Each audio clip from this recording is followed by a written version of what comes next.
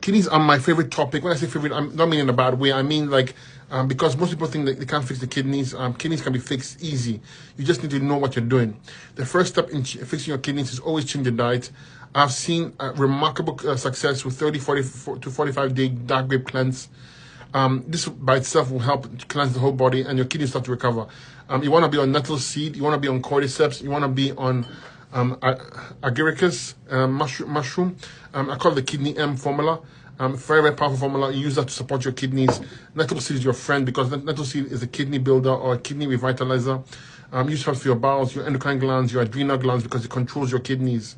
Okay, go on the Fabulous 5. Give it a little bit of time. Watch how your numbers improve. You'll be amazed. Okay, I've seen people on dialysis. I've helped people on dialysis, and I help people with 1 or 2% function to just acute symptoms for kidneys.